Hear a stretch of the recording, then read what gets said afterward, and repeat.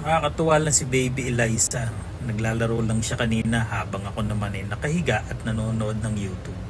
Lumapit siya at umiiyak tapos nag-hug siya sa akin. Hinag ko na rin siya syempre tapos tumhimik siya.